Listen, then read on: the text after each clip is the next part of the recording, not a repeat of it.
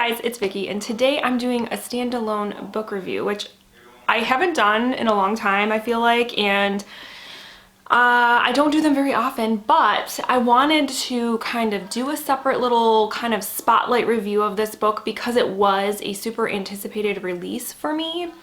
And so those books that I sort of have been really looking forward to, I do want to kind of, you know, shine a little extra light on, I guess. So, like I said, this was an anticipated summer release. It's from an author I really enjoy, and that book is The Final Girl Support Group by Grady Hendrix. So, yes, let's get into it.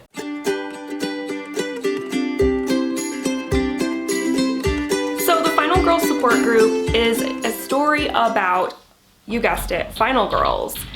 Who are final girls? What are final girls? For those of you that don't know, a final girl is basically the typically, obviously, final girl, female, so typically female sole survivor at the end of a slasher film. She's the one that makes it to the end, that defeats the monster, or does she? Sometimes, you never know. So this book centers around a group of women who were years prior, most of them, I believe, were teenagers when they became final girls.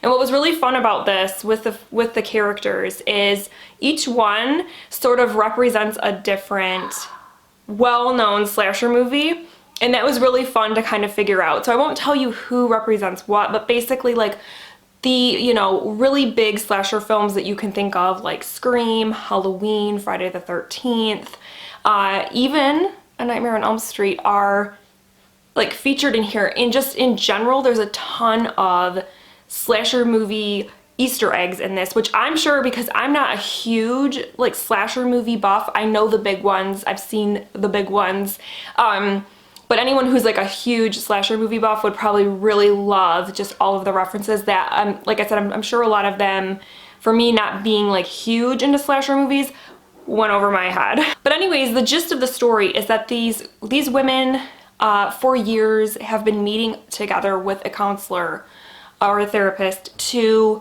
basically they just meet up every month to check in on each other, and because obviously they have all shared a similar trauma, and so they just kind of get each other. And one particular time, one of them doesn't show up, and the group sort of expects that something bad happened and that maybe final girls are being taken out. And what I loved about this story is that the pacing was super great because it hit the ground running and was like action-packed the entire time. I never really felt bored or bogged down because it was just like going from one thing to the next, and it was kind of a crazy ride. And because we're dealing with like the slasher genre along the way, you get a lot of kind of those slasher movie tropes that kind of happen in those movies. But what's interesting about this is it was sort of meta because our main character, Lynette, was a final girl, and so she is aware of the tropes and what not to do and this and that. And so it was kind of fun to see that going on with the character. I also really enjoyed that between the chapters, each chapter, there were these kind of multimedia elements. So there were like newspaper articles and excerpts from books and interview transcripts that kind of give you some backstory on our final girls and their stories and how they got there. So that's where you get a lot of that little bit of like Easter egg stuff, because you're mentally like, okay, I know what movie this is or whatever, and you kind of tie them together. So it was really fun to kind of do that and to have that kind of added element to the storytelling. I also really liked the themes that were explored here because Grady Hendrix, in telling this story, is sort of also kind of examining why it is that we like slasher films so much, like as a culture. What is it? Why do we find a stalker slowly and methodically killing people? Most of the time he is stalking a woman.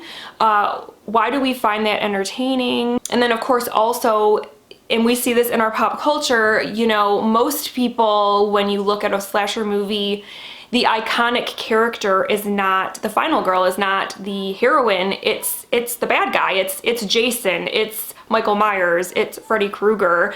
And why is it that we kind of idolize the killers and the victims are just sort of forgotten, or the survivors are forgotten? And we obviously see that in real life with, you know, the sorts of mass slayings and things that we see in our, you know, on our news every day. Not every day, thank God, but more often than we ever should. And why do we continue to basically give airtime and anything like that to these people who are out there doing these horrible things, and we always remember their names and not the victims? And so it was interesting that he kind of played on that, and also just in the idea that in the slasher genre, and if we were going back to movies, that typically it's women that are either being stalked, murdered, or they're hypersexualized, and these movies often are sexualized. And why is that? So it's just interesting. It kind of made you think a little bit, while also being really entertaining and really meta and all of that. So overall, I enjoyed this book. I thought it was a really wild ride.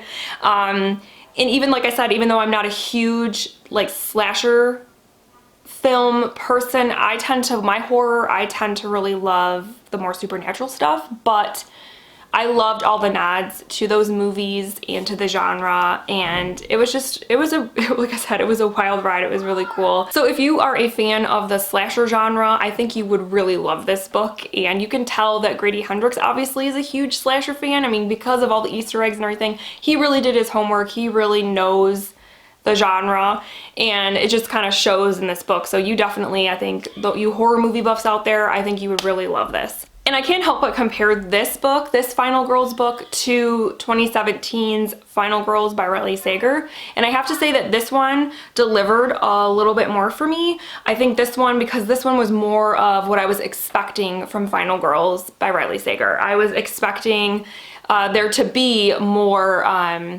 referencing of, you know, slasher movies and paying homage to the tropes that you see in those and the types of characters you see in those and all that sort of stuff. And this book pretty much delivered on all of that. Whereas Final Girls was a good book, but it ended up being different from what I expected, and was more of I felt was like more of a character study, where this is definitely like plot driven, will take you on a ride, where Final Girls was a little more subdued, quiet in terms of plot, was more about characters. So I guess it depends on your expectation, but this one definitely met my expectations more. I really enjoyed it, and I gave it 4 stars. So if you are at all interested in this book, it's been on your radar, you're not sure, I really think you should check it out. So in terms of where this falls on sort of the Grady Hendrix scale, I have not read Horror Store. That's the only one of his I haven't read, so I can't speak for that one. But for me, my favorite Grady Hendrix is still going to be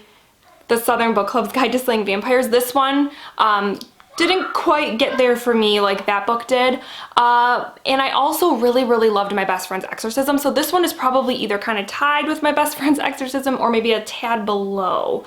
But I did also kind of see similarities in terms of the kind of just like the plot, in terms of the flow of it, and like kind of how the characters like on an adventure.